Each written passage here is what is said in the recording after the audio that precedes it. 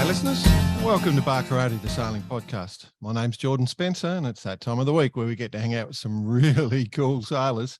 Oh boy.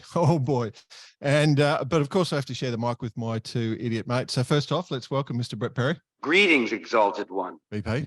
G'day all, how are you? Oh, good mate, good. We did say last week that we had something special coming up, didn't we? Oh God, I don't quite know how I'm going to handle it. I did say I'm going to have to get out of my nervous box. Yeah. Hey? We've pre-recorded this and I can honestly say we just fanned out on this one. We're all three of us were just sitting there like fans. So let's bring in the other bloke so he can contribute. He had a voice that could make a Wolverine purr. Mr. Nick Bice. G'day, gents. G'day. Yeah, it was a bit of a fanboy out, wasn't it? I Yes. must admit, after the interview, I sent a few messages to a few mates who this would really relate to. Yeah. And you think with our marketing hat on, we'd actually promote it a little bit. We've done nothing. I know. That's exactly what I was thinking. But I guess our listeners can share it out there. But far out when I thought about it, but I thought I might be disrespectful for our last guest. So I just didn't want to. Well, all of our guests are special. There's no question. No, yeah, that's exactly. right. There's absolutely no question. But you could argue that our guest this week is the greatest that's ever been. He's the GOAT. Well, one of. There's probably two GOATs in the field, really, maybe three. But this is different. No, I'm talking all sport. But if you're imagine if you're the lone goat in the field. I know. You'd be living all by yourself. There's got to be a couple of goats. Got to be a couple of goats in the paddocks. Well, different types of goats. Hey boys, you're pretty professional this week with your virtual backgrounds. Yeah, you've done good too. Yeah, I've got roller door. I'm literally sitting in the crew house. We're up here in Port Stephens. Yeah. Got the computer posed on the table tennis table. Beautiful. Mm. You got the barbecue in the background. Yeah, barbecue in the background. All of which you could imagine it was quite a hell of a table tennis tournament last night. Oh yeah. You got Kill my good self. Ever snapped a table tennis bat? Only in sexual encounters. Well, okay. And then, but we're back in the kind of the crew house scene. Bloody good, the crew house, and we found the Uno cards. Oh, good on you. And of course, we're get home after a crew dinner, a few games of Uno, and I'll ask you blokes, what's like kind of the one most fundamental rule of Uno? So when you got one card left. Correct. So as my counterparts who I'm playing last night forgot to say it on a couple of occasions. And here I come in for the final nail in the coffin in the last game in the evening. What did I forget to do? Oh, no. Forget to say, But good living. And as it turns out, one of our ex-guests, Ben Lamb, one of another goat, is part of the household here. Well, so there you go. Only a week ago. A week and a half ago. Didn't we? So maybe this week's guest might be our tactician next week. Oh, that would be worthy. Righto. I love it. Should we bring our guest in? We shall. Absolutely. Oh, okay.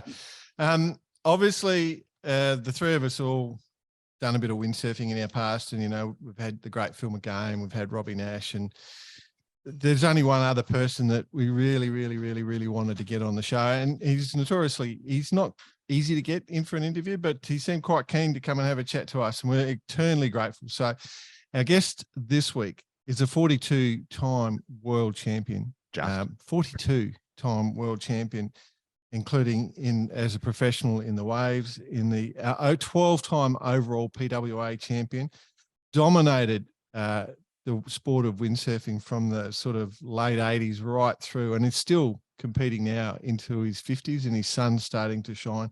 And we can't be more happy to say, welcome to Bar Karate, Mr. Björn Dunkerbeck. Björn Dunkerbeck, mate, welcome to Bar Karate. It's great to have you. Thanks, mate. How's it going? In the best Australian accent. Appropriate. I like it. Hey, Björn, look, we've got a long way to go here, and Jordan just pumped you up like you wouldn't believe. But have you spent much time in Aussie? Like, you're in the Canaries now, and we can see the palm trees in the background, all that sort of stuff. But any thoughts you want to move down here at any point in time? Oh, look at that. Actually, my first long trip was to Australia. I had a photo shoot when I was 16 years old in Antigua in the Caribbean. Yep. with F2 at the time.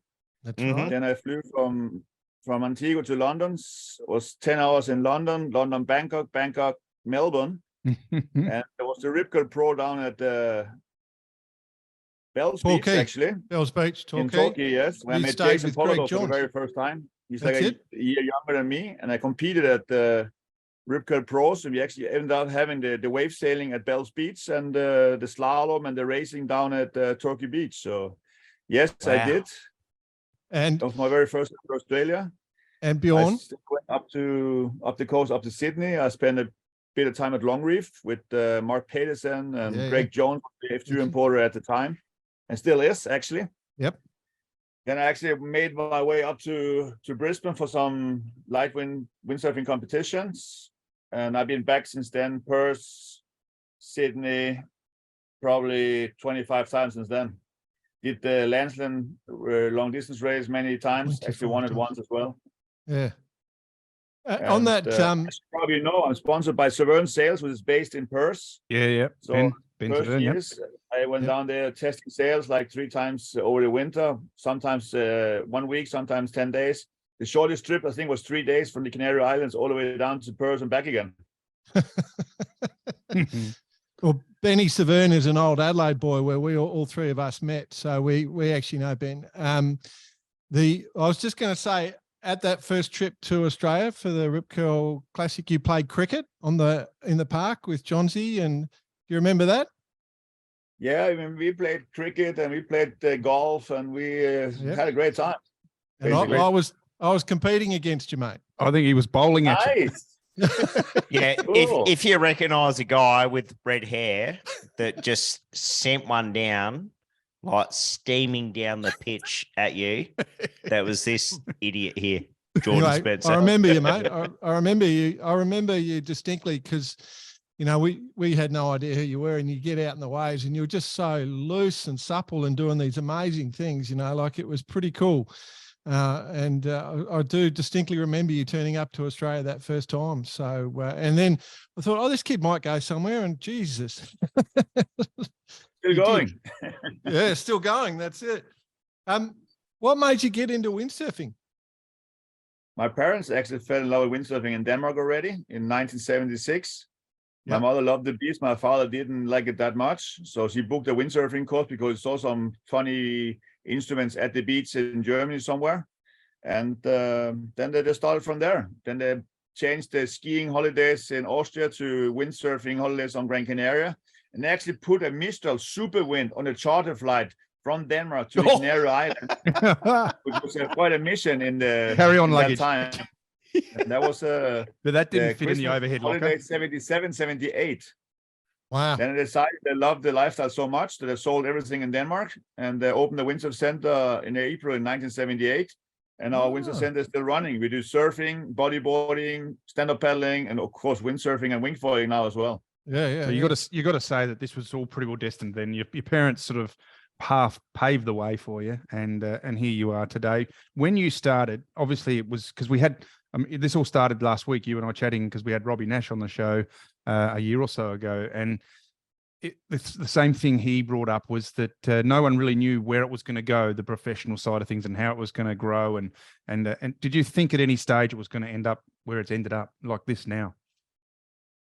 No, absolutely not. I mean, it was a one design situation where many people don't know that my mother was actually second in the windsurfer class in Greece in 1978.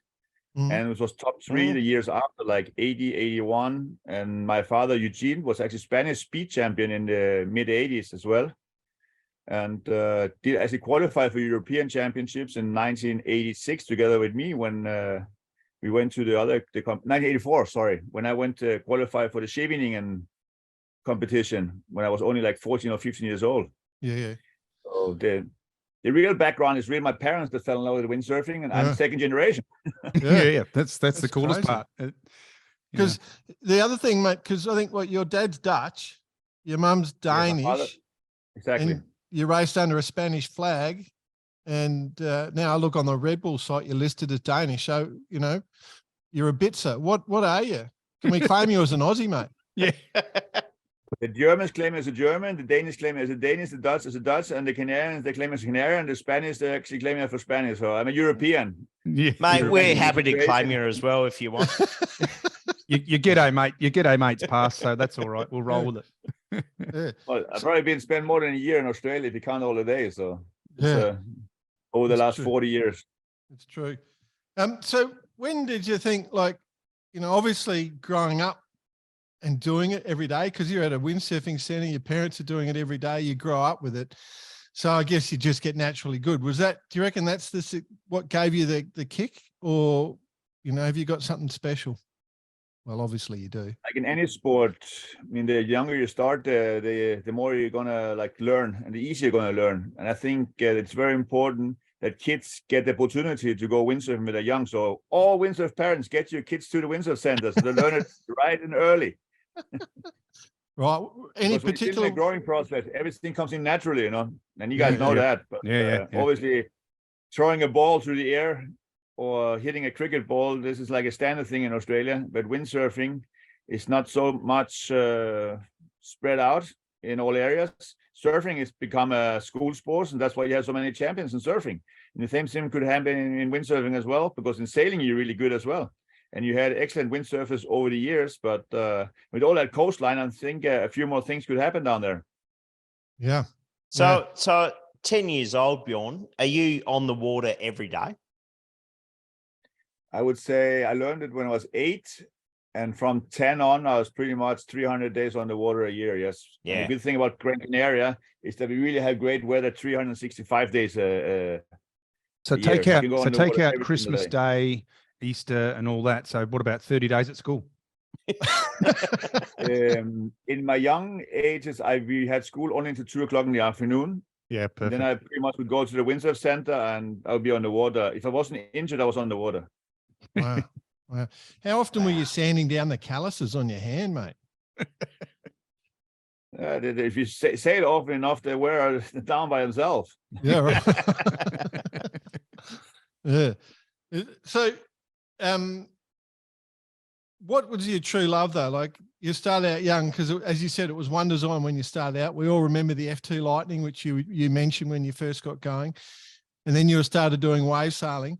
Obviously, where you're living, you can do all of that. You can do slalom, you can do course racing, and you can do but pretty much everything, the wave sailing. So, what was your real love? Well, in the beginning, I did windsurf in the class, beginning. Then I did Division 2. I even did Canadian Championships, and I won the Canadian Champion on Division 2. Wow. That was even before the Lightning. Yeah. So I had a lot of competition experience at a very young age, and always in light winds, because I was very light. I was flying. Then when Not the wind light got stronger, anymore. I got blown away, and that has changed over the years. For all of us. But you inspired us to start windsurfing when you and the crew that were going around. You got us into it when we were young. But Bicey, myself, and Jordan got into it when we were, back in Adelaide. But now we're what Jordan says is normal size human beings. We see everyone still sailing. So you're still inspiring us. So it's really cool. Thank you. What sort of, like, have you ever done the Wally? Have you ever gone on one of them? Or are they just too small? Did you ever go down that windsurfer Wally path? I'm not sure what you mean now. Huh? The sure original windsurfer? Yeah, when I was a kid, I learned on one of those. Yeah, right. I competed here in the Canary Islands on windsurfer, and then I did Division 2, Tornado, Lechner. Yeah. There was a Spanish one called Roger. Yeah. I had all those things. See, And then funboarding. Yeah. And funboarding. Yeah. So you lived that whole evolution. Do you look back over the history and looking that design of the boards and the sails, like you would have seen all that change in the sail, and then you're influencing a lot of that stuff, obviously working with sail designers or board designers, has it moved into areas that you didn't expect? Absolutely. I mean, in 1981, when it was the first time I windsurfed in Poso, I had a board that was like less than 2 meters long and a 2.9 square meter sail. This is the red yellow one that's flying everywhere around the internet as well. Yeah. And in 1982 was the first time Robbie Nash actually came to join, because he had a Mistral One Design World Championships here on Bahia Feliz. And he didn't compete in One Design anymore, but he did funboard. So I took him to Poso, and he's come plenty often after that, probably 20 times. Which Is that right? Which brings up a really good point. Obviously, you know, all of that era has forged some pretty big rivalries because that's important. Competition's important, but obviously friendships as well. That's lasted forever. I mean, you know, you've got I believe there was a celebration of Robbie's 60th. I think that was you know 60. Yeah, and so you know it's been a very healthy thing for friendship as well along the way. Absolutely. I met him as a kid because I'm 6 years younger. I'm turning 54 in July. So always when I met him when I was 13 years old, he was already 20. Yeah. And that's a big difference. But the older you get, it seems like a less of a gap. Although I must say, he looks pretty old now with 60. He listens. Be careful. I talked to him the other week as well. He's looking good. He's feeling good too. He's motivated. Yeah. That's good. So who was your toughest competitor over the years? If you had to break down and pick out a few competitors, who would be the ones that that gave you the most difficulty? I would say Robbie Nash for sure. I mean, he was also a complete sailor in all disciplines, especially in the beginning, you know. And it took a long time to actually be able to beat him in wave sailing. The first time was 1988 in Netherlands. And I did win in slalom and course racing before that, but the wave sailing was a tougher task. Then Anders Springdale, Nevin Sayer in the racing part. After that, Antoine Albo for sure, especially the last 10 years of my racing career. And Jason Pologov's in the waves, obviously multiple world champion as well from Turkey, Australia. And as I said before, I met him when I was a kid. So we've been growing up beside each other all life long. Yeah. Yeah, I remember Jace turning up to that rip curl as well. So, you know, it was quite formidable because he was mad for his motorbiking in those days. He used to do these huge jumps on motorbikes and stuff, I remember. So, and the windsurfing was softer landing for him. Yeah, exactly.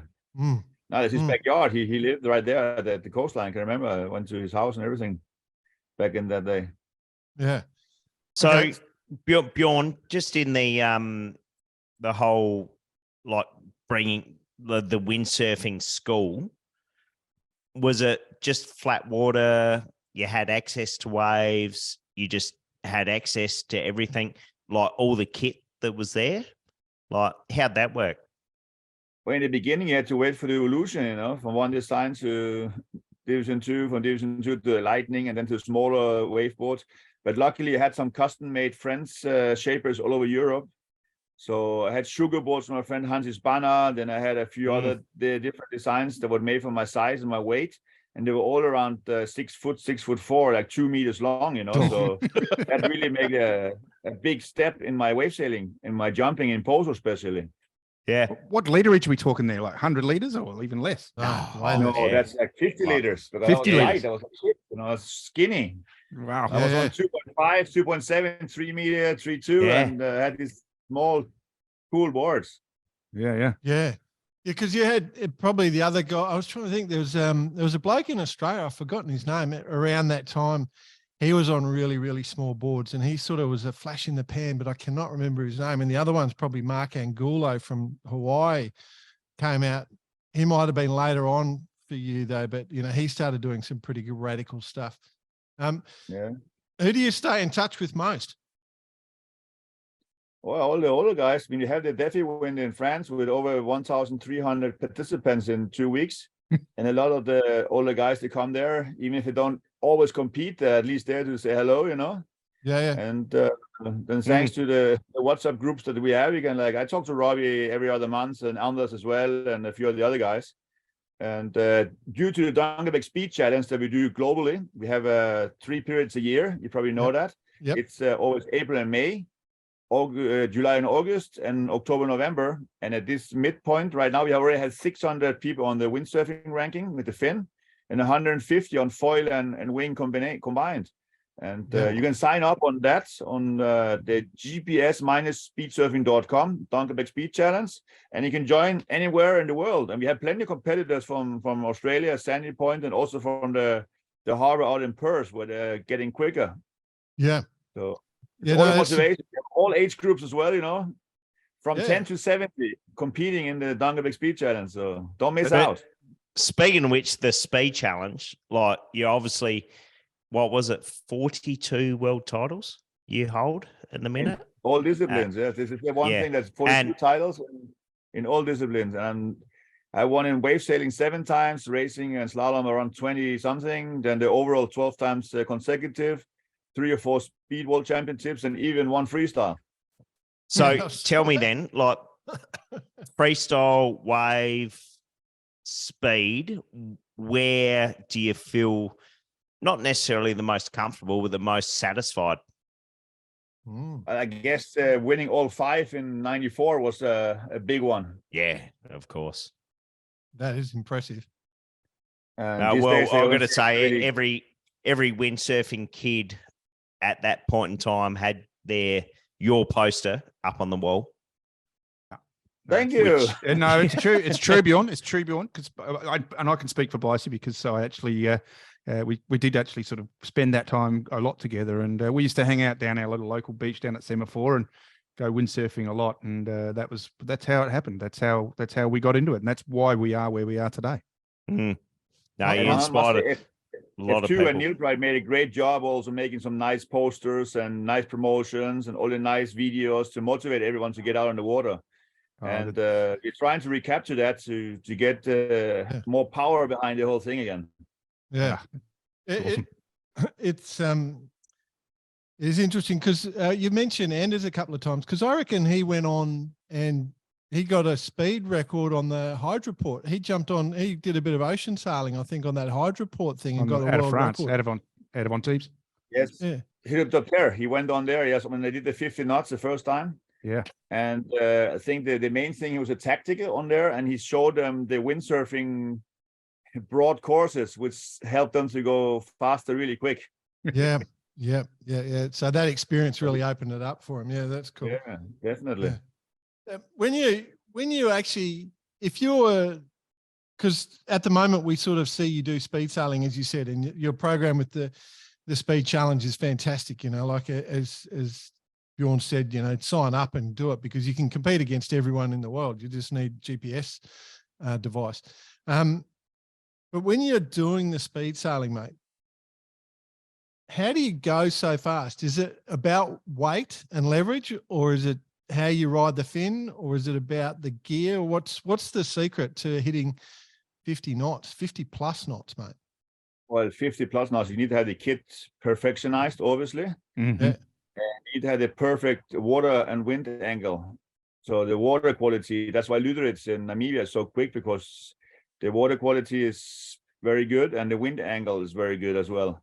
I believe at Sandy Point, you have days where you can get similar conditions.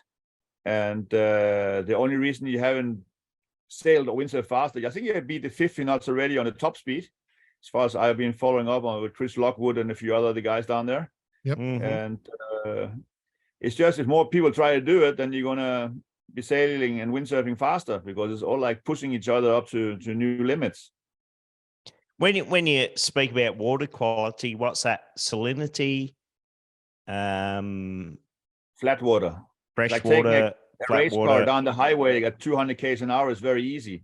When you put it on a gravel road and you have to like slow down, it's going to fly off the track. And the same thing is happening on a windsurf board. If you have flat water, you can actually use your equipment to 100% potential. But if it gets very choppy, then you cannot keep it in the water anymore. Yeah. Yeah. So with the advent of foiling, mate, do you think foiling's got the same sort of top end speed? I know we're seeing 50 knots in sort of the foiling cats and the wing rigs and the America's Cup boats. They're touching on it, so getting to that. But do you think in the foiling with windsurfing, that's got the same top end speed, or it's just not right set up? At the moment, the light winds, foiling is definitely faster with 10, 9, and even 8 square meters. Mm-hmm. And then it becomes like you can go on a 6.2 on a slalom board. I believe that the slalom boards and speed boards are still faster, but it's just a matter of time to get the foils down to be slimmed down, because always the masts are quite wide, because they are made to be used for all kinds of front and back foils. Once they get that mast to be slimmer, I'm sure the top speed is going to improve as well. Yeah, The that's reason why right. the American boat and the GP boats are going so quick is because they can put that rigid mast on the boat, and they just make the whole hull wider and wider and wider and wider. They're riding this relatively small foil. They've been pulling the leeward foil out of the water now, and Yep. they're reaching 50 knots quite often. But anything faster than 52, they start like getting out of control and wiping out. So they're not really keen on hitting that 54 knots mark, which is 100 Ks, because it's quite costly when they wipe out. All right. Well, let's Well, I was going to ask this question. Yeah, I'm Make heading down me this go. path. Yeah. Well, I was going to say, you just mentioned wipeout. We're talking about 55.98 knots at the moment. Now, we've all experienced a little bit of cavitation in our time, where you're trying to flick the fin back in underneath you to get the air out of there and reattach and get yourself going again. What's it like at 50 knots when the fin decides to skip out on you? It must be wild. First of all, I called that 50 knot was going to be possible in 2002. I did the first real speed attempt to break a record again with Roddy Lewis on Fuerteventura. Yeah. In 2003, I did the Gran Canaria Inaga Challenge with Antoine Albo, Robbie Nash, and Anders Bringle over a month, and we actually hit 47 knots max speed here in Gran Canaria, which was over the yellow pages. We didn't manage to do it on the 500-meter course because it was way too choppy when it got windy. Years after, we almost hit the 50 knots mark in France, and then Luderitz came up, and straight away 50 knots. One guy, Anders Bringle, Antoine Albo, myself, Jeroen van den Noord, 5 guys did 50 knots in the first real good channel attempt down there. And after that, I said, okay, if you can do 50 knots, we can also do 100 Ks top speed in a few years. And now 5 or 6 guys have done 100 Ks top speed as well. So now it's only a matter of getting the channel to be at a perfect angle and be able to start perfect, because it's relatively short starting in Luderitz. And that's the main problem, that the acceleration has to be perfect to be able to hit 100 Ks before the starting line. Because once you hit 100 Ks with a windsurfer, you can keep the speed up pretty easily if the water quality is allowing it anyways. And so you mentioned it's about the equipment as well as the conditions. Are we seeing finite advancements in conditions for the board specifically designed for that, 55 knots? Are we going to see anything that can actually get you up higher? Actually, I feel like that windsurfing over 50 knots with a wide water quality is not that difficult. It just gets difficult when it gets choppy, because then it gets really dramatic really quickly. Yeah. And I hit that 55 knots mark myself a few times, and it just feels good. It feels very stable. Actually, the quicker you go, the more stable it becomes. If the water quality is the right quality. Wow. So what you're saying is then the equipment we've got, or you're using, can go faster as long as the conditions get. Obviously, you haven't had that perfect day yet, even though you're doing 55 plus knots. You think there's more in the conditions than the equipment? Absolutely, the equipment can actually sail faster than what we have done in the past couple of years. That's where I was heading. Because the windy days, the wind was usually too broad. Mm-hmm. If it's too broad, it gets pretty wavy on the channel. So it's been pretty tricky having those magic runs. And we got a new sponsor down there this year, which is the Diamond Mine Sperrgebiet, which is going to sponsor all the handling of the channel, the digging and perfectionizing, and also the water pumps to pump up the channel, which many people don't realize that it's all important that every day the channel gets perfectionized and filled up with water, which last year cost 30,000 euros just to fill in the water in there, And the whole building of the channel is another 60,000 euros just to make sure that everything's as good as it can be. And with that new sponsor of the diamond mines and from the area of Luderitz, which is Sperrgebiet, I think that we're going to have the best channels ever and the best chance of actually being the 100 Ks average speed on the 500 meters. Wow. So the question has to be, mate, the one thing we haven't touched on, if I was 5'6" and weighed about 60 kilos, would I have any chance of setting a record against what we consider a normal sized bloke, someone like yourself, like, I don't know, how tall are you, about 6'3" or something, 100 kilos? At the moment, I'm 114. There you go. So if somebody was 5'7" and 60 kilos, are they going to get close to what you're able to achieve because of the extra leverage? I don't think so, no. No. Jordan was hoping for that answer because he's been banging on for years about trying to find a discipline that's perfect. Normal sized human. Normal, because we're all normal sized humans. That's right. That's But right. I think with the equipment that we have nowadays, you would be able to hit the 50 knots. And Eric Beal has been proving that. He's like really experienced, obviously, but also quite old.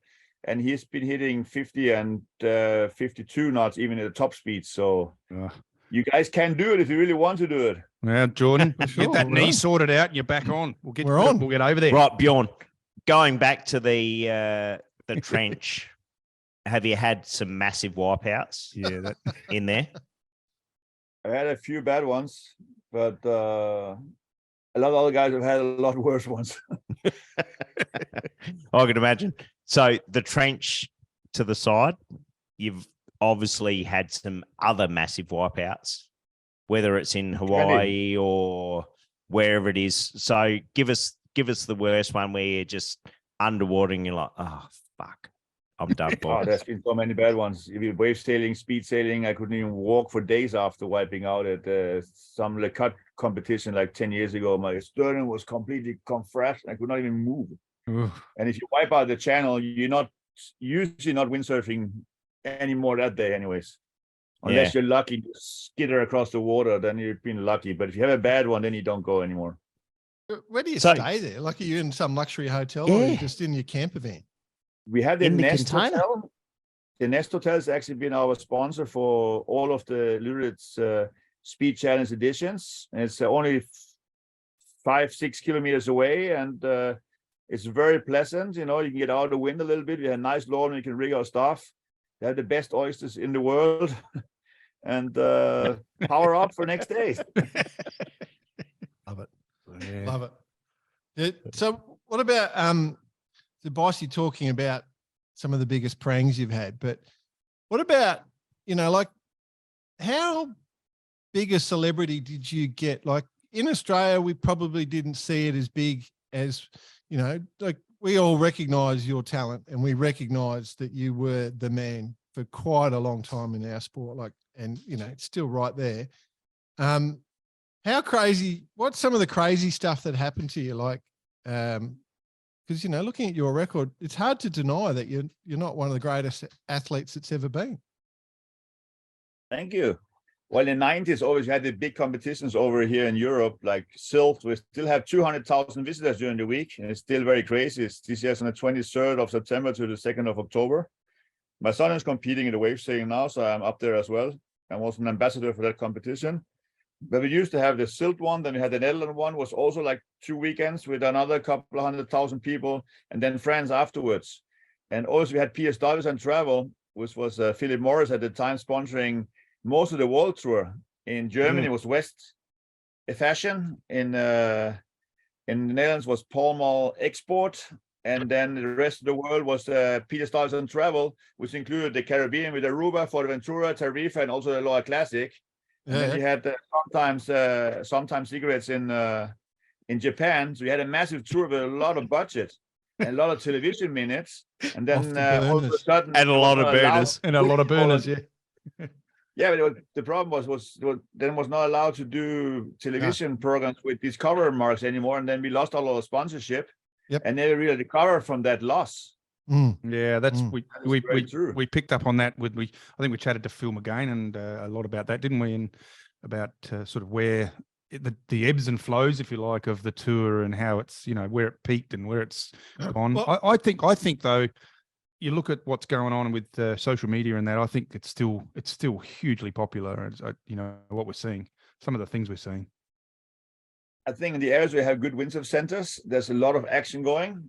Yep. And where people forgot about building a nice windsurf center, it's kind of died because people like to have a nice service and a nice sandwich and a little bit of a après windsurfing as well. It's like, who would go to a mountain and go skiing if you didn't have a nice lift? Or somewhere to have some lunch and a spritzer afterwards. Exactly. So the whole thing about having a family. It's a nice sport for any family to go windsurfing, because you can do it all life long. It's kind of the same thing as skiing. You can do it all life long, but you need to have some kind of comfort when you're doing it. It's a holiday sport, it's a fun sport, And if you go for the weekends, you would like some kind of nice time after the windsurfing as well. To the sponsorship thing, you've obviously had some beauties in your time. Well, namely, Neil Pride in our generation, and here you sit in front of us with Red Bull. And prior to the show, you were saying they've been on your side for 30 years now. Mate, there's a lot that have been behind you for a long time. Who else has been there? And I reckon there's been a few funny ones along the way as well. Absolutely. I mean, I started off with Ep2, which I was sponsored for 20 years with Reinhard Pascha and Peter Brockhaus. I just went to his 80th birthday just a few weeks ago. Oh, wow. And he's actually still windsurfing and still like spicy on fire. So that's nice to see. And always with Neil. Neil has been sailing all his life. And I've been talking to him on LinkedIn a couple of times also over the last years. His son is doing a bike business with him now. So he's still like playing around and having fun. And obviously, I've been working a long time with Barry Spanier, also with Willie Blau in the very beginning from Australia on the Neil Pride team. Yep. Then after that with Niels Rosenblatt, which was a nice area as well in the Neil Pride sail design. Then after that, Kai Hopf, another Australian. I believe he's from the Sydney area, right? For 3 years, also Norse. Actually managed to do championships in slalom and championships also in speed sailing with his sails. Then I went on Sven Rasmussen's gear and the boats, star boats, which I've been on ever since, and also with Ben Severn, which we made many championships in speed sailing and also world champion in slalom. So a lot of changes and funny moments over the years. And I worked with a lot of designers, even with Robert Stroy, which is still doing the Neil Pride sales. We had some great success in the beginning of the sea sailing with a Speed Seeker, with some nice marketing behind it and nice looks on the water. I love it. How are you seeing it these days with the younger generation coming through? Are they having, obviously having a crack at the tours, but are they getting the opportunity with sponsorships as well? Is it broadening itself out across the fleet? The kids getting opportunities. I think there's more opportunity again, but it's been rough, especially after 2001 with the Twin Towers scenario, where nobody actually was buying much windsurfing equipment after that. And then other issues that we had around the roads. A lot of windsurfers, they love windsurfing and they had kids in business and forgot about windsurfing. They're coming back now. Yeah. So I think that's one thing that we had from the pandemic, that a lot of windsurfers actually woke up their windsurfing hearts and got back out on the water. Yeah. And now they're trying to get the kids involved as well. So it's been a good illusion. Now you got to keep that moment up and keep it running. There's a few sports that are as cool and as young keeping as windsurfing is, really. You can do it with 10 and you can do it with 70. On Bonaire at our center, at the Dunkerbeck Pro Center on Bonaire, we have a couple that are windsurfing there every year for a month, and they're over 90 and they're still going. And there's plenty between 80 and 90. And there's a load there between 60 and 70. Yeah. Wow. So, windsurfing definitely is a fun sport, and it definitely keeps your mind fresh and wanting to do stuff.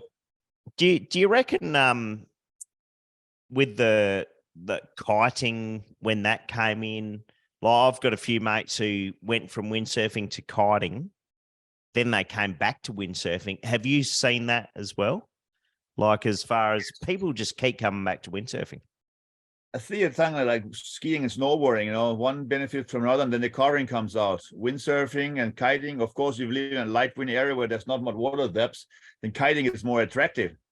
And now wingfoiling's been popping up because it's easier to put it in a small compact car. You can pump it up and go out in the water and have a blast in relatively shitty conditions, as you say down there in Australia. And windsurfing is just need a bit more of a van so you carry your kit around. But then again, if you put it into perspective, what is more fun, kiting, windsurfing, or wingfoiling? I believe windsurfing is a lot more fun, but I always need a bit more space and a bit more dedication. So definitely the passion's still there for windsurfing. Have you managed to get out on on a wing ding and go for a kite for that matter? Have you had a go at all that sort of stuff? Obviously, you would have had a go. Well, I did it in the beginning, but then I decided that I have a keeper for myself because everybody was trying to do the kite thing down at Kanaha. And I had a great feeling. And I guess I got another world title because of that, because everyone is trying to do that kite stuff. And I just stayed on windsurfing. So tell me, Bjorn, all of this, how much were you involved in the technical side in the sense of fin shapes, the surface tensions about the bottom of the boards, all that sort of stuff? Is that a big thing for you? Yes, I was always saying, if I'm prepared well fitness wise, and I had the best equipment, and no one's going to beat me. And that was my whole trick, just to be in front with the equipment. Doesn't matter if it was the boards, the fins, or the sails. We were always like a step ahead. And well, that'll trickle down. That'll trickle down into the industry and created the evolution, especially in those early 90s. I mean, I vividly remember getting one of the very early cambered sails, and that was going from a non-cambered to a cambered sail just blew my mind. I just couldn't believe the difference in power. And once we sort of mastered that a little bit and started, we just got faster and faster and faster. And that is what you guys were working on. And then it was coming down to us, and we were able to experience that technology. So still going. The steps are not as big anymore, but it still is feelable. Yeah, we go through that. We go through that in sailing as well, in our sport or in our side of it, where we just wonder where it's going to end, and then something comes out and blows our mind. I'm interested. That's nice too. I'm interested. What's the weirdest idea you guys saw or you had when you were trying different things out? Like where you're sitting there and you're sort of experimenting? Because like one of the classic ones is, I'm thinking back to the sails, when BP said the early cambered sails.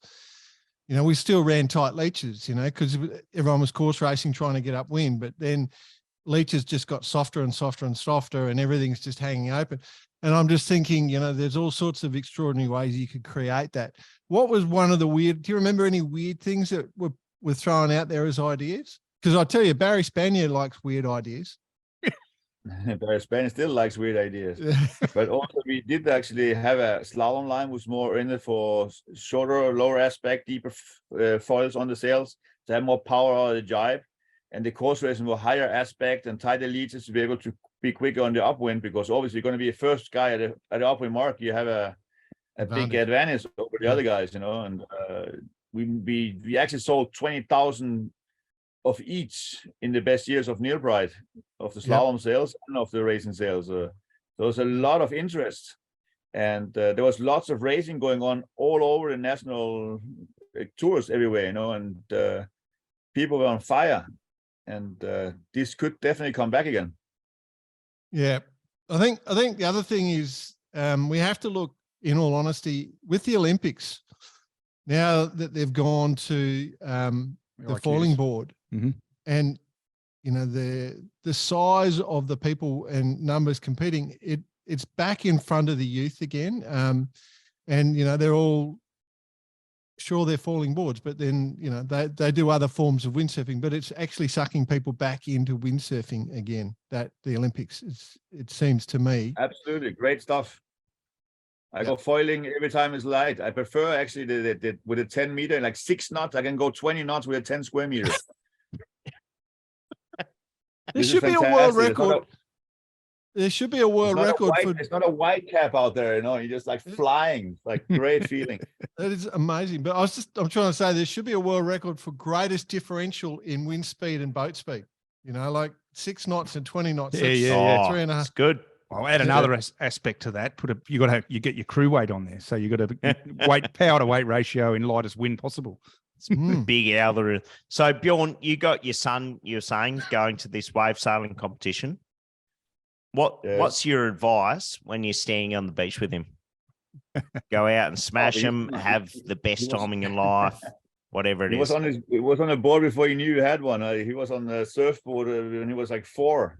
Yeah. And windsurfing with 5, tandem planing with 5 years. I don't know, maybe you've seen one of the pictures that's been out there. We actually had a couple of cover shots on the surf magazines, both in Germany and Spain, when he was only like 5 years old, fully planing at 20 knots, and it's like all stuff that's gone into his body. And he's like, European Kai Lenny, basically. He can do anything. European Kyle Lenny. Yeah, I mean, I was going to say that he's been around the water. He must be a true water man now. Yeah, he's a multi-Canadian surfing champion in all categories. Top 3 in Spain as well, which is a pretty high-level surfing community. He did the Windsurfing tour last year, was 6th at the Defi Wind and was Spanish champion. He's won at the U17 World Championships in wave sailing, last year the U20, and this year he's probably going to win the U20 again, and was 15th in the open category in the wave sailing. So Hey, Bjorn, your son's not behind you. Can we get him on? He's actually had his driver's. He says during his driver's license, he's had his driver's course this morning. I saw him walking back into the house a little while ago. Oh, it's all over now, mate. It's all over now. He doesn't need dad anymore. Yeah, that's it. Speaking of family, your sister Britt, didn't she won a few records in her time as well? She was not too bad. No, we actually won our very first World Cup together in 1987 in San Francisco, and the second one the same year in Guadeloupe. And she actually managed to win 17 world titles from 1985 to 95. Jesus. What a failure. Only 17. Fuck, shit And house. she did the world speed record in Fuerteventura in 86 when Pascal Maca actually broke it 37 knots, Yes. which was the world record at Yes. the time. That's right. I remember that one. Yes. Yeah. Must Got be good interesting. memory. Must be interesting at Christmas dinners at the Dunkerbeck household. 17 world champions. If you let us down, Britt. I love it. I love it. It is quite an amazing life. Like the other thing I'm interested in, because you sit there and we've got the Red Bull sponsorship there. We can see quite clearly, even for the listeners, most of this goes out on audio, but for the people who are just listening, Bjorn's dressed in full Red Bull. We know Robbie's still a big part of the Red Bull team. Is there with that whole collection of Red Bull athletes, we've met quite a few through our careers because of the work we've been doing. Do you go off on little secret meetings and you get to hang out with all the coolest people in the world and just Doing flips in helicopters and all that sort of Formula stuff? One cars or what? Like, do you get a choice of using each other's gear? Is that how it works? It happens to have get-togethers. Yeah. I don't think we'd see That's too many it. Formula One. We will not tell anymore. So have you driven the Formula One car, Bjorn? No, No, I you don't wouldn't fit fit in in them. it. What about what about a touring car? What about a touring car? I did a podcast with Bravos just a month ago. They're going to come out soon. And I drove a 4x4 with 900 horsepower. Mate. So don't miss that one. It's going to be out next week, I think. Yeah. Okay. A few more horsepower than the Defender, Bjorn. We obviously got you on to talk about windsurfing. Is there any other thing outside of windsurfing that you get up to, like driving 900 horsepower 4x4s? It was pretty cool. Well, I do a bit of diving over the years, mountain biking to keep fit, but it's good fun as well. Yep. And always nature sports. Other than that, spend time with the family, but I'm not a crazy motorbike driver or car driver. I plenty of fun on my windsurf board out there to get my adrenaline up, and do snowboarding when it's good, and get down the mountain reasonably well when the snow is good. And, that's pretty much it. When we had Robbie on the show, we talked a lot about his cars. We ended up being a car podcast, we think. But so you're 54, is that what you said, Bjorn? 54? In July. How many days do you spend on the water now? As many as possible. I do combine it between windsurfing and foiling and stand-up paddling, so I do get quite a few. Yeah. And so obviously the course racing was a big part of your life as well. As far as, we're all kind of yachties, but tactically, was that something you learned along the way as far as putting your board in the best position when it came to course racing, or absolutely quite natural? Yeah, because I did the one design, then division 2, so the tactics were there already, starting procedure, all that. Yeah. I much prefer the course racing over the slalom because it was more of a thinking situation, and also Exactly. like an endurance race. So I was actually pro course racing, and I was very fast for as long as it lasted. I wasn't going to do the Formula windsurfing with the 1 meter board. I said, no, that's definitely not what I was thinking of, fun thing to do. No. So I skipped that whole thing and focused on speed sailing instead. Yeah. Small boards, small fins, small sails, faster.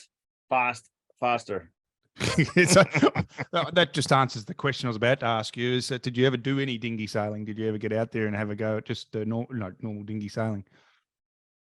I did a little bit of optimism. I was very young because they had some centers around here. I did a bit of hobby cat sailing just for fun of it, but not any racing. Yeah. Mm. All right. It's interesting because you got. And I was on the America's Cup boat when I was in Valencia. They wanted to have me for the Chinese French boat, the red one. And I was on there. I was there for that one. On the winch. On the grinders, yeah. I don't want to be on the winch. If You I'm going to do definitely this, got I don't into want that. tactics. I don't want to be there on the winch here. we were 3 doors up from you. I was with the French, so it was yeah. There you go. I didn't know you were there. What a cup that was! Yeah, I didn't compete. I was just there in the training, and I decided I was not going to skip the windsurfing tour for the America's Cup. So I standing on a boat, swinging your arms all day. And every time you tack, you have to like hide so that you can't even see anything. That's for What about slowing you down with your head? what about the boats today? The America's Cup boats and the Sail GP boats. Have you had a chance to get on one of those? No, but I could if I wanted to. I just haven't had any time. Oh man, I'd love to be able to say that. That's right. I work for Sail GP and I don't even get to go on them.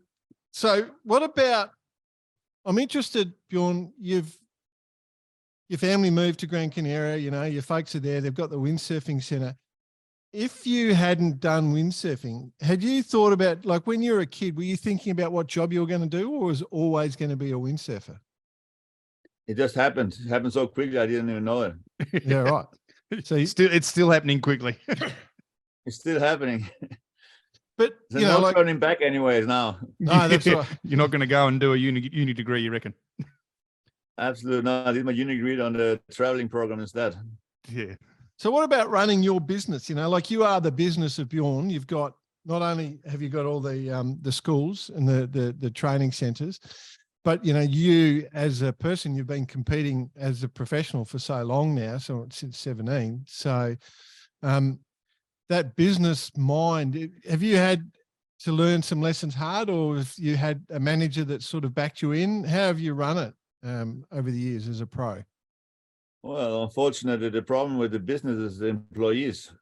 They're experts in doing as little as possible and hide as much as possible. Yep. And that is the case. I mean, it could have been much bigger, much better if they had a bit of dedication instead of like trying to just like do nothing if possible. So motivation moments over the years. Yeah, motivation is a rare commerce, isn't it? Yeah. Too bad. Too bad. But I also took over the postal competition, as you guys know, the World Cup on Gran Canaria, which my parents started in 1989 and did 23 editions. Wow. And Daida Ibaya, which have been multiple world champion from Gran Canaria, they have 28 titles altogether. They passed it over to me, so I organized that last year, and I'm going to do that for the many years to come. And this year it's going to be wave sailing from the 1st to the 9th of July. Always you can see that all live on the live stream. Then you're going to do wing from the 11th to the 16th. And this plan was to get slalom back as well in the windsurfing part, but I'm still missing a bit of budget. If anyone wants to sponsor the slalom part, then slalom will be back in Poso. At the moment, unfortunately, it looks like it's not going to happen because it costs money and it's not completed yet. But then you're going to postpone it and trying to find sponsorship for next year. We definitely want to have slalom back in Poso, a high wind slalom. Yeah, high wind slalom. Yeah. Oh, yeah. Remember the days, BP? Yep. Just watching, well, specifically you, Bjorn, just ripping it up in the slalom, like early 90s. Coming into the short of the jibe mark. And my God. Massive. Loved it. So that would be sensational. And there's a lot of listeners that will be listening to this. Probably won't sponsor it. They'll definitely get behind it, though. But Disney. Who knows? Who knows? Roy Disney listens. We can get Roy Disney. You want Disney sponsorship? You could do a movie about it. anyone welcome, in every competition, every event needs sponsors to be able to finance the whole thing. Yeah. And it doesn't matter if it's America's Cup or the Soccer World Championships or Windsurfing World Cup in Poso. Without money, it's not happening. Correct. So I think reading through your bio, Bjorn, well, obviously 42 world titles and 162 wins on the PWA tour or whatever it was. So you've been involved in a lot of events. Has one event just stood out, like just blown your mind, like this is the best thing I've ever seen? And you try to replicate it? It's been so many, obviously. Beating Robbie Nash the first time always has to be one of the biggest ones. Then actually be able to win all three disciplines in the World Cup as a winning slalom, waves, racing, and the overall for 3 years consecutive. I think it was 93, 94, 95, or 94, 95, 96. So I was in #1 seed in all three disciplines for over 1,000 days. Yeah, that's the big one. I did manage to win all three disciplines later in the 90s as well. Again, I think I did it 7 times altogether. And I believe being able to still go out there, have a great time on the water now is still like one of the greatest thing ever, Yeah. And be I able like to that. break the 100Ks on call. I said, I'm going to break 100Ks sooner or later. And I've done it 5 times now. So yeah, there's always a new highlight. And that's what windsurfing is all about. You can always have a new highlight. Love it. What about, you're a lucky man. You've spent your whole life traveling and competing and been to a lot of amazing places specifically for windsurfing. I'm interested, kind of slightly different question to Bicey's.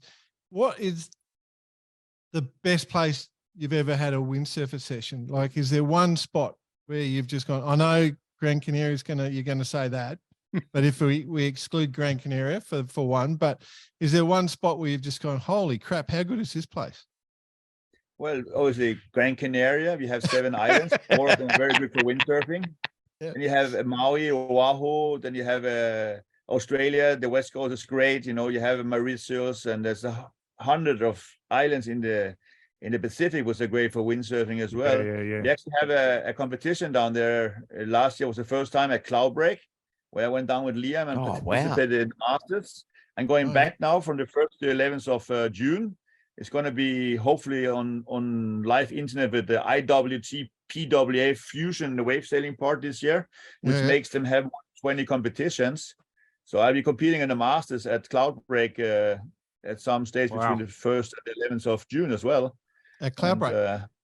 Yeah. How's Cloudbreak on it? Well, didn't Scotty O'Connor, I think Scotty O'Connor ended up running one of the islands there. Namoto. Yeah. So for over 20 years. I think he just sold out a few years ago, but he's been one of the masters of disasters down there, let me tell you. Yes, that was him. Oh dear. A master of disaster. I love it. Yeah. So, well, that'll be pretty cool. Okay. Right. So tell me, Bjorn, you go on a Cloudbreak. How do you get all your kit down there? On a boat. Same as surfing, it's like 10 Ks off the coastline. No. But you're leaving Gran Canaria now. Like, what kit are you sending down there for that? I take 2 board packs, 2 board packs, 3 or 4 sails. That's it. Oh, yeah. So, okay. Gran Canaria, Madrid, LA. Yeah, exactly. 2 board packs. 2 board packs, Liam, 2 board packs, Daddy, and then we go. Gran Canaria, Madrid, Los Angeles, Nandy. 24-hour in plane. All sorted. Bought someone that's done a lot of flying. I love it. At essence, it doesn't change. It's it's just a waterman like us all. We love it. We know how to get there. We know what to take. Right. Well, the new owner of the IWT is actually an Australian person, Simon Grassoff from the East Coast as well. Right. You must know him. He's been windsurfing forever. He's like 1 year younger than me. Simon, what was his last name? The show sometime. Simon Grasso. Okay, I think I know the name, but I can't remember the face. So yeah, but yeah, we will do that. Actually, that'd be good. Thanks for the tip. But like it sounds like Liam's dragging you back into the wave sailing, mate. Well, I never left for Okay. the certs. I did many years of the certs after, but obviously when you have done so many years of World Cup racing, slalom, and wave sailing, then you have a couple of injuries. I mean, I have Yep. my first titanium hip since 4 years already, and my Oh, no. second one is also like squeaking, and it's not the same jumping a poso at 10 to 15 meters heights over the water for like 20 years in a row Yeah. at 85 to 90 kilos. Now I'm 110, so the landings are a little bit harder. So And now the it's body so has now it's taken two so much two. impact already. So now Might it's have to two- insert a grease nipple. I was into the just hip. about to say, Micey. So it's 2 board bags, it's a couple of masts, a couple of windsurfers, a selection of fins, and a oil can. Fuck, we're the ones who need the oil can. Bjorn, you've been killing it for many years, mate. Sensational. And it must be just satisfying to see your son come through and take part in all of that. Are the other kids into it as well? They all know. I mean, Alba is 20. She knows how to surf, stand-up paddle, and also windsurf. They're very good in rhythmic gymnastics. They were both Canadian and Spanish champions in their categories. Martina knows to do everything. She's currently actually Canadian champion in the gymnastics Wow. and very sportive. Daniel is only 10, but he's a multi-talent as well. Surfing, windsurfing, skate park, snowboarding. Jesus. And Christmas I think is he's pretty starting fucked to at your smell joint. smell Who's got the action as most well. prizes? Wow. You must have the world's biggest trophy cabinet. So, Yeah. all So right. anyways, you want to follow me, you can follow me on both Instagram, Facebook, LinkedIn, TikTok. It's all about motivation, So You know how try to you know post good you know things how to I got you, motivate didn't guys you? to get out on the water all the time. Mate, Bjorn, it's not only motivation, but it's inspiration, right? And this is going to go to a lot of listeners. And we all grew up in the windsurfing world and know you from the late 80s, early 90s. But to those kids who are listening out, this is purely inspirational. Yeah. Like, go, you Google, follow Bjorn for all the listeners. This is, The yeah. story. So it's a bit of a fan thing for us, to tell you the truth, Bjorn. Yep. So we're We don't fan pretty out privileged, often. man. Yeah. This is awesome. Well, It's thank funny, you. I've been trying to get Ian Fox to make a competition down at the Sandy Points for the past 20 years already. So maybe it's going to happen sooner or later. Yeah. Okay. Hey, Jordan, there's your calling, mate. Come on. Get Yeah, him we'll up. get the Fox dog onto it. Yeah, get the fox dog onto it. Love it. Hey. Well, mate, it's been an absolute joy to hang out, and we appreciate you taking time. You're a good man, and keep those squeaky hips going, and good luck. Just keep. I will.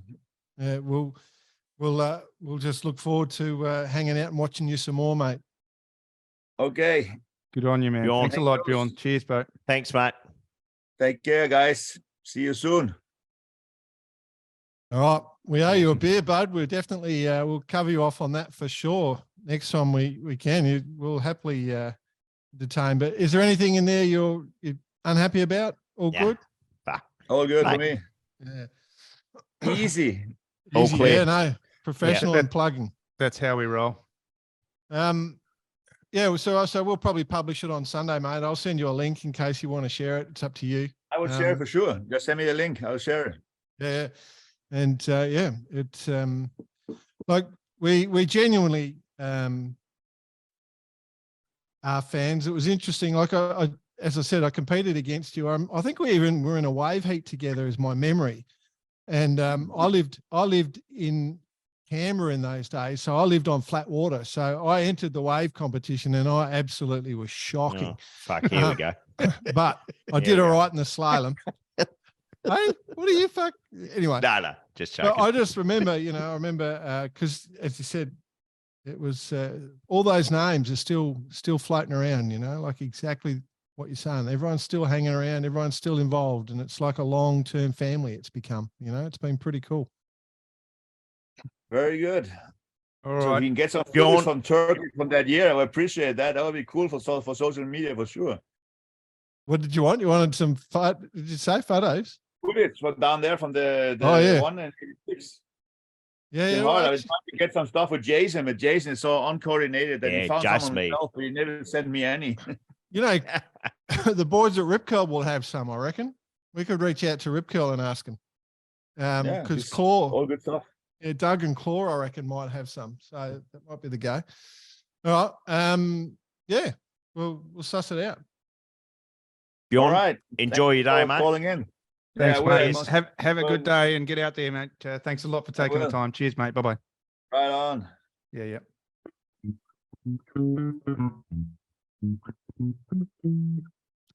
Got to be honest with you. I did just sort of respond to a couple of Facebook things that came up with Bjorn doing some stuff, and I sent the message. Didn't expect to get the message back, but bang, in the inbox it came, and yeah, I rang you pretty well straight away, I think, Jordan. Yep. Yep. Didn't it come back as, is this BP from Barkarati? Aren't you friends with Bicey and Jordan? I remember Jordan. Played cricket with him back in Oz. No, but it was super cool to have him on the show. And you know what got me was just after all these years and all these experiences, the passion is still massive. I mean, it's just, promoting windsurfing. Get into it. It's great for the family. We've got kids, we've got 80-year-olds, we've got 90-year-olds, and get into your schools and blah, blah. It was great. Yeah, really it was. I mean, what a life, hey? What a life. All right, what a life. Just yeah, insane. But yeah, happy days, and I bet he's glad his parents took him to the Canaries at such a young age. What a life. You think about lives in general of different people, but if you were to choose one, oh yeah, sensational. Sensational. Very cool. Yeah. What made me laugh all the time was every time he said he was going to go somewhere, he'd give you the full routing on the airlines. He's done a bit, hasn't he? We've done some travel in our time, boys, but that he sounded like he'd done. Yeah, our travel's a bit different. Our travel's not exactly to super hot windsurfing locations in the middle of nowhere. So. I'll tell you what, I wouldn't mind going over the speed trench too. I'd love to have that to go. I loved it. I did have a speed board when I was young, and I did enjoy that. I did really like locking in and trying to get it as fast as you could, but obviously nowhere near that. But we had Sultana Point in in South Australia for our speed runs. I remember one specific time. And here we go. This is going to be like your paddling story, Jordan. Yeah, no. Like he took the bait beautifully. Do you remember how we used to get the tides, and we used to have the little sandbars along a semaphore, and there would be a flat, often would be a flat channel. There was one time that just was going off in a westerly, and it was dead flat water, but it was like 30 knots a breeze. Because the waves weren't getting over the bar. Yeah, and I remember we were going on that, and we were doing monstrous speed along there, and just about touching people walking along, coming the other way. Get a little high five on the way through. Yeah, the semaphore speed channel. The semaphore speed channel. Semaphore trench. Only once in my entire windsurfing. Was there a person at the end with the flag signaling when to go? I would have loved to have. When all the stars had aligned, the semaphore trench came into play. The semaphore trench. I love it. Speed trench. So keep that one in mind for the future. Anyway, moving forward. Cool. Other news. Shall we move on then, my friends? Mm-hmm. Other club events. This is a perfect example of how to do it. Chris Gartman has sent in a club event, which is the Denver Sailing Association. Now, what I do know about Denver in Colorado is that that's where all the triathletes go to train. So my wife used to be a pro triathlete, and that's at altitude, and it's cold. So I know nothing about the sailing, but I think it's on the Cherry Creek Reservoir in Aurora. They're having their hornblower and shootout regattas. And that scares me. And, when they say the word shootout in the US, that does scare me a little bit. But anyway. I was thinking the other thing. Hornblower. Oh, the word horn and shoot really scares me. and add blower in there. If you mix those up a little bit, the wording could be a bit different. You can take your ping pong bat along. The Sean Blower shootout. Anyway, it's May 20 and 21st schedule events. So there's a whole bunch of stuff going on. So I think racing, you can register on Saturday from 9 a.m. Racing, first warning signal Sunday is at midday. And so ongoing racing, lots of food and entertainment. I love it. I love what the last little paragraph there is post-race $5 burger dinners. $5 burger dinner. So it sounds perfect, doesn't it? It absolutely sounds And perfect. you did touch on it a second ago, Jay, that this guy's done it right. We will mention your event. Send it in. Yeah, absolutely. Good on you, Chris. Just Yep. back to the triathlon bit again. Mhm. Denver at altitude and it's cold. Kona in Hawaii at sea level, very hot. Right. They're two opposing things you could imagine. No, I hear what you're saying. When you're training at altitude, you don't want to train in cold. You're a bloody good athlete. Don't you worry about that. Yeah. Anyway, carry on. You All did right. okay. You did okay. Yeah, you did okay. Jack Lloyd, listener of the week. Plenty of correspondence through the mailbox this week. Well, that was expected, wasn't it? After what we in an industry went through last week. What are we going to say? Well, listener of the week is to all the ladies and women that send us notes saying that they'd experienced similar things. And one saying thank you for calling it out on our show. It obviously wasn't us. It went through guys at Scuttlebutt first, that first letter. So it's opened the channels of conversation. It did actually. Yeah. So I guess we're just saying the overpowering message was just, just look out for each other.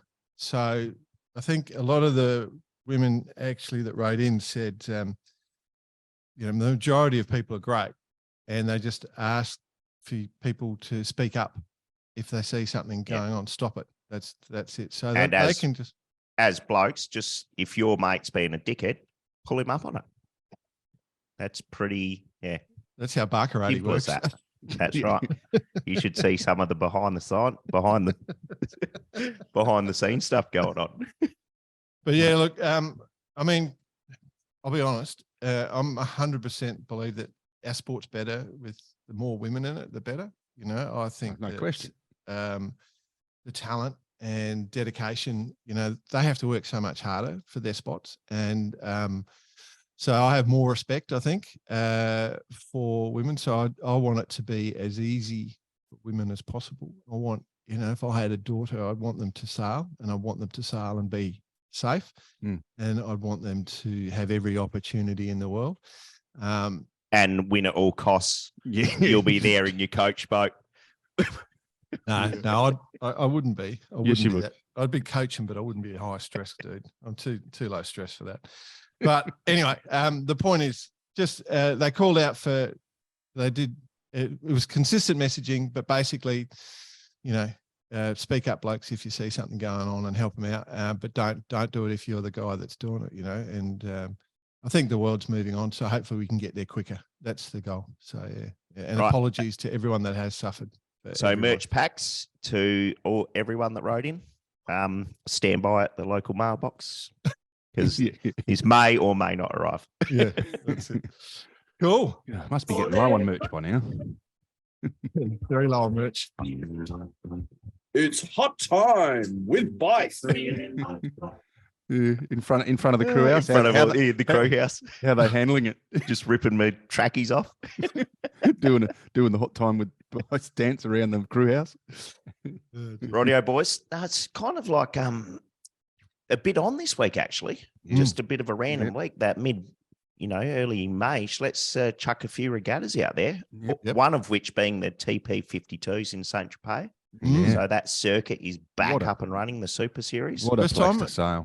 Love Yeah, that but it's the place. first time there, isn't it? Yeah. In Saint Tropez, Yeah. Well, good place to sail, but you got to pull on the white slacks afterwards and go and have a few rosés. Well, that's It's it. not a bad part of the world. Play a bit of bocce. At time of recording, Preveza and Allegra are top of the list. Well, actually not. Preveza, Allegra, and Quantum. Yeah. 25, 26, 27 points. So that's as things currently stand with, I believe, 1 day to go. So by the time you listen to this, it would have been run and won. But 11 pretty boats on light the wins. start line. Hey? 11 boats on the start line. Yep, So it's not dwindling, the fleet. No. And It's good. I don't think it's going to go away. Yeah, I love and it. you look at the crew list, Oh, yeah. There's some he's names pretty there. hot. Yeah. So that's a series that we'll be keeping a close eye on this year. Absolutely. And gents, It's- you're going to have to update me here on Yep. this one. I haven't been following him, but Xavier, our friend, Oh, our good yeah, friend yeah. on the Little Aussie Lap, Yep. he's up and running.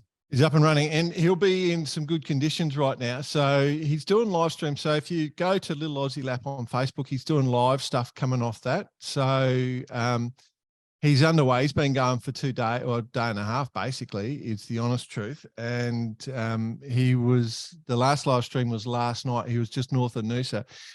So he'll be up near the top of Fraser now. And in good conditions. He was just cruising along. Life had been pretty happy. He hadn't even gone down below. He'd been going for a day. Hadn't even gone down below. He was just, he had a beanbag under a little, he's added a little awning sort of thing off the back of the cabin, and he's just camped in under that, and he's having a great time. But he's going for the lap around Australia in a mini. So BP, he has to average about 150 mile a day in a mini. What do you reckon? Well, it's a big call. Ooh, it's a big call. It is a big call. But look, that's what it's about, isn't it? Getting out there. We mentioned when we first had him on that, he should do some fishing, but if he wants to do 150 mile, he's not going to be able to throw a line over the back. Well, he's had sort of lightish winds, but he's hooked into, there's a hell of a trade sort of set up just off the top of Fraser. Yeah. And so it's southeast trade. So it's 3/4 downwind, and it's just, he'll be go right to the Cook Strait just on that. He'll be able to ride that the whole way at full noise. So this part of the world, he should be really good. I wouldn't be surprised if he could pull out a couple of 150 plus mile days.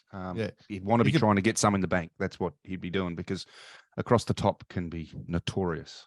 Well, if all plays out, I'm going to say he gets to Darwin one job. Yeah, right. Yeah. Well, if all plays out that he does more than 150 miles per day, I might just mention to him when he starts getting around south, the brisket's still on. Yeah, They can feel free to pop up, and I'll whip him some stuff off the barge. I love it. I love it. It might work, actually. The ocean race just a bit too serious, really, for them to pull in it. Xavier might just be saying by then, you know what, I've got a bit in the bank. I might just cruise up that way and get hold of that. But speaking of which, gents, the ocean race. Yes. Oh, how good is it at the moment? We spoke about it last week. The last time I looked, I'm just bringing up the tracker now. Yep. That Militia had just slipped ahead. No, they're literally touching each other at the moment. I checked before paddling this morning. And, yes, 11th hour, Team Militia could be up on some sort of charges. They're getting so close to each other. Yeah. So when I checked this morning, they were 0.16 of a mile apart. Now they're 4 mile apart, and it's just, they're about to. If I was tactician, I'd be heading to the left of the rum line at the moment, because they're about to go upwind. But I reckon new wind's going to come out of the left is where I'd be sort of playing it. But yeah, there's a real battle going on. Our poor old friends at Geo are just having a nightmare. I think their foil had something wrong with their foil mount. But it's interesting times. There's going to be a tough day tomorrow. The next 24 to 36 hours, I reckon, could be really decisive for the overall result. Yeah, absolutely. To get into that next system, to make their way north to Newport, of which will be all police officers will be on standby, given the last there. But one day, where's Capey? But of course, the race within the race is how's Wholesome going to get back on the start line? At the moment, Ship is timing wise looks as though it's going to arrive 2 days before the leg start. Massive.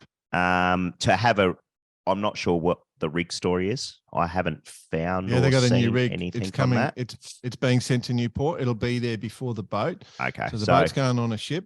Yeah, and then the new rig is going to be in Newport before the boat turns up. Yeah. So they should be able to have it fitted.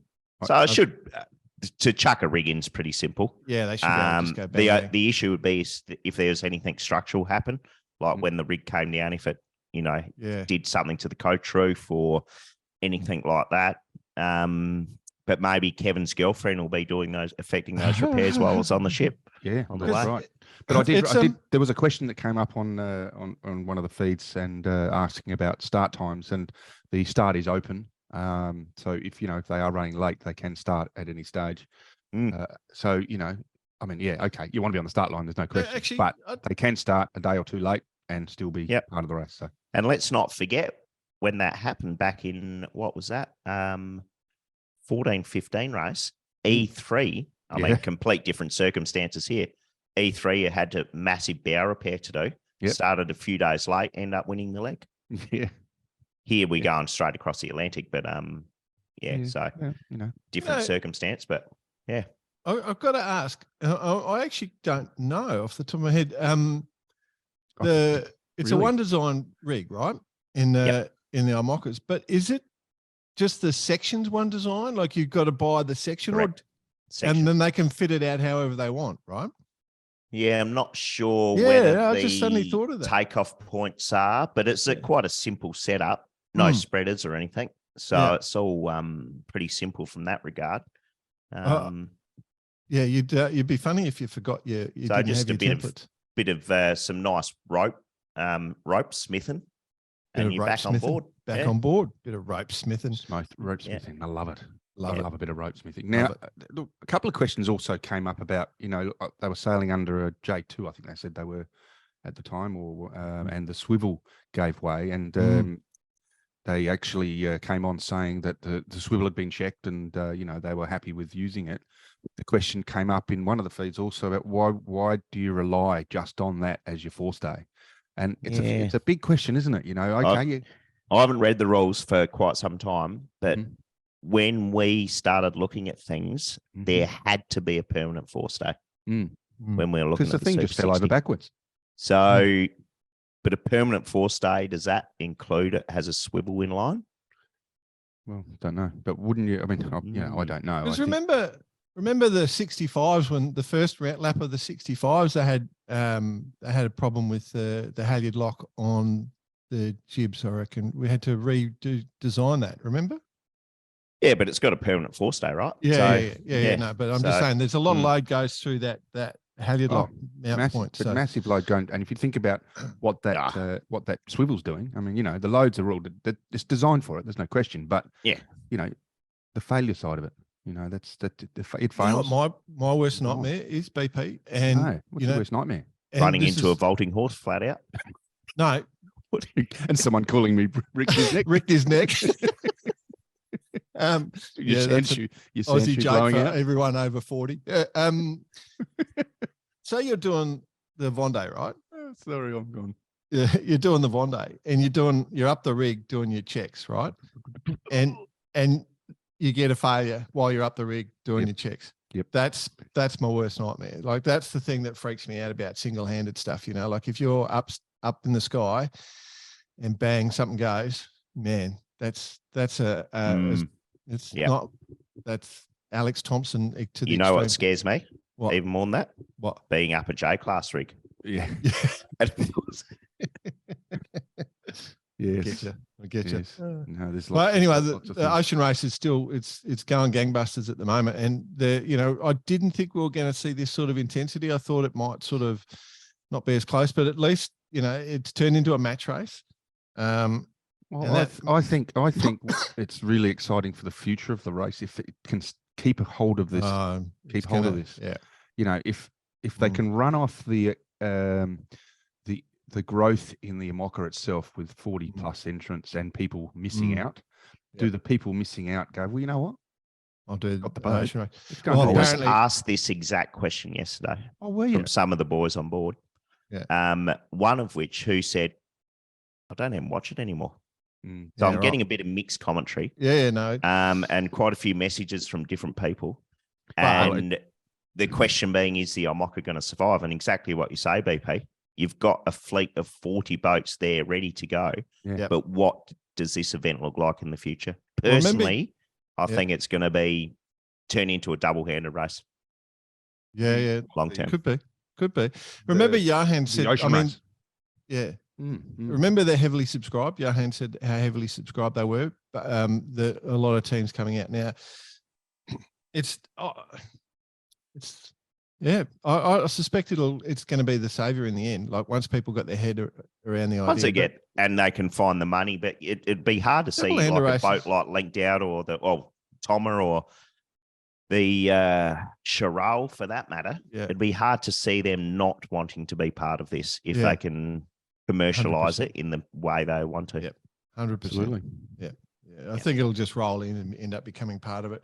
I wouldn't be surprised if Dick and Johan decide to just roll it into the Mocha world Series. Yeah. I'm Cool. sure Good Richard Breezius loves being called Dick. yeah, Dick Breeze. Big breath. Anyway, Sorry, Richard. big listener. Apologies. That's on the uncensored comms, that one. Right, boys, the next bit. Yeah, the next bit. This is a good one. Out of our friends from Persco in Italy, Oh, a big yes. foiling, cruising cat going to do a Mm. million miles an hour. It's going to be a massive build. Yeah. But could possibly be one of the bigger builds that we've seen, not as in size, but we've seen within the Technology. industry, and seeing some technology and some serious trickle down. Well, all I'll say is we know Mark Somerville listens to the show, and Mark, we love you. You know, we're great friends of yours, and we're ready to go sailing. We're more than Anytime happy you want some testing, we'll let you. Actually, I'm a bit busy next couple of months, but definitely ready after that. So what we're talking about is the Persico Cat 72. So they've just Absolutely. announced it's a foiling sailing cat with lifting foils. So it's a cruising boat, but it should be able to do so the speed of a racing boat. So 72 foot long, Morelli and Melbourne design. They're building it now. So it's got riding moment foils, which you can control rake. They're going to be 7 meters long, with including dagger boards for leeway, T-rudders. Should become as effective in as little as 9 knots of wind. So the boat could be doing up to 20 knots in 13 knots. Full carbon lightweight interior, all electric motors. Do we plug Southern Spars, your second father's company, boss? And it's a glamour looking toy, and they reckon it'll do 40 knots downwind and 26 knots upwind in a cruising boat, and 8 knots with using no power. So, yep, I'm all for it. My wife wants one. So if anybody's willing to drop, a fair bit of money in my bank account. We're just gonna have to step this Barcarati thing up, aren't we? Yeah, we're going to have to get more people not liking it, so they just send money. That's our problem. Too many people like it. Money. Yeah. No one's ever sent any money. Yeah. Anyway, we'll work on. Maybe we'll work on a different strategy, Bossy. Anyway, she's a glamour. She's a glamour ride. But have a bit of a look see. But just how you want a boat, I reckon. Just cruising boat. Imagine doing 40 knots cruising. Well, you did say way back in episode 1, I think it was, that you wanted to go around the world on a cat. So maybe it's coming to fruition now.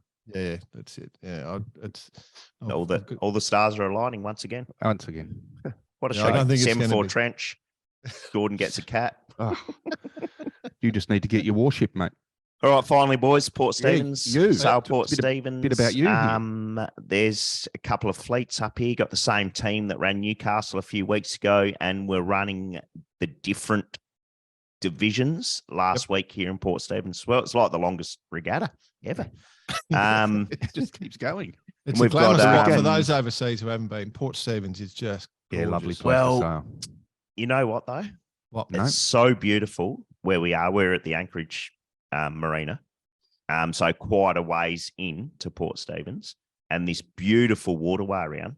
But then you've got to motor an hour and sail outside because there's not enough depth or enough room Oh, specifically for us. The So big last bar week they across the had middle, what they yeah. called the cruising series.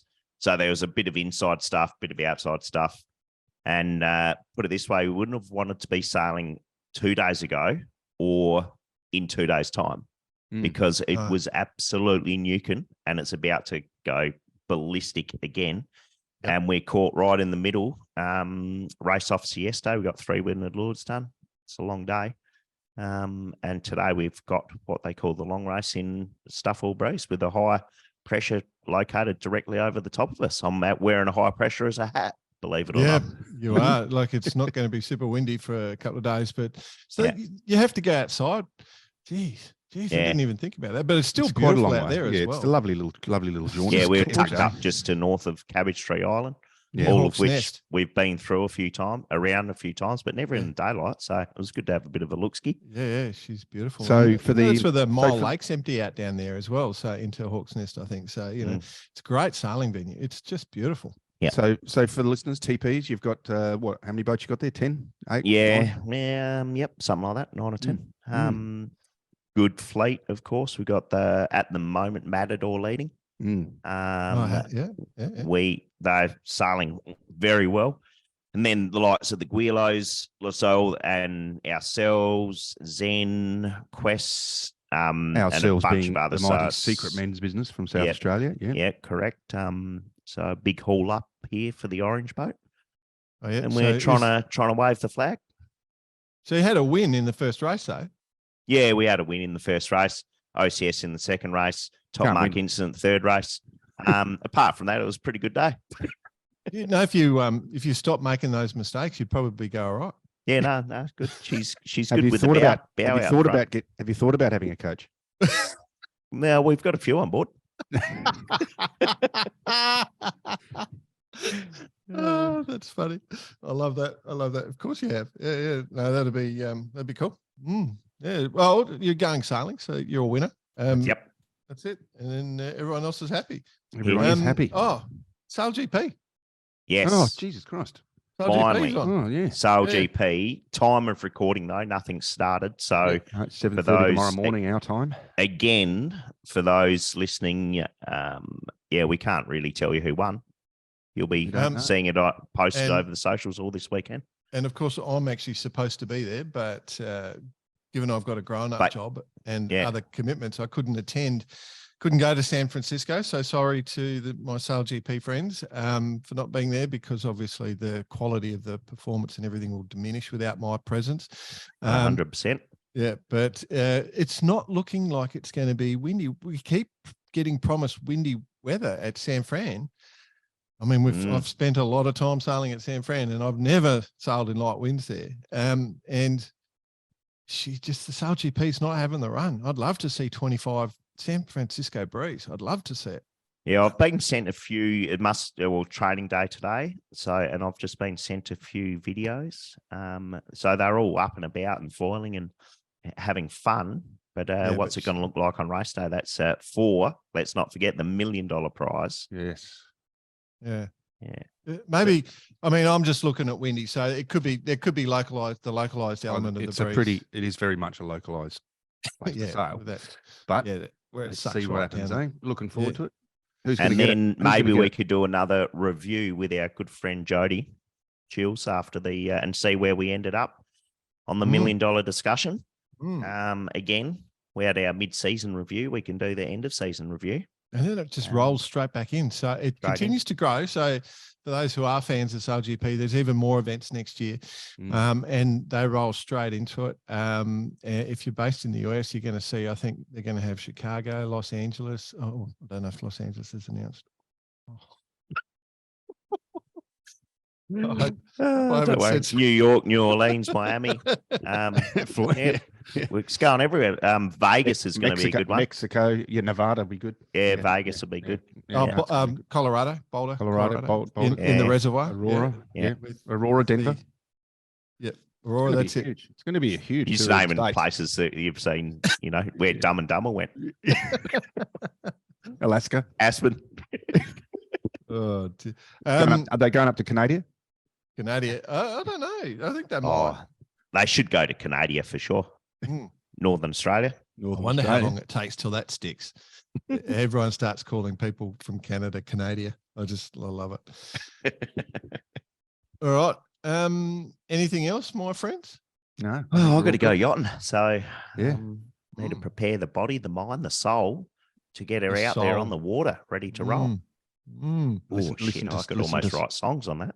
Yeah, listen to some bloody nice frequency of sound frequencies as you get out there, just to I like it. calm it down. By the way, any of you blokes coming up for the actual midwinters? Is that happening either? Oh, of you? we've retired. You've Yep, retired? Retired. Yep, Negatore. I'll be over in the big continent. But Of I might, course, yeah, PP. why not? I might come Yeah, up. I'll be not unfortunately. I have been speaking to my Etchells counterpart, and it's been a bit of a tough one. But yeah, I've had to make the decision to move on Retire. because I've got a shitload on. So there's a boat with David and Sandy and no Brett At this stage, yes. So maybe they need someone about 100 kilos. The J Dog's down below 100 kilos. He's looking good too. 3 days. He's got the full program. The bride's very happy at the moment. The weight's coming off because the J Dog is going to have to jump on a boat for the midwinters. So yeah. Well, maybe you need to just sack that person and come on with Sandy. Yeah. Well, we'll see. I'm not that good at these days. Well Anyway, done, lads. Very good. cool. Best of luck today, Bossy. Yes. Farewell. See you in the soup. Nothing in front but a picture black at night. Oh my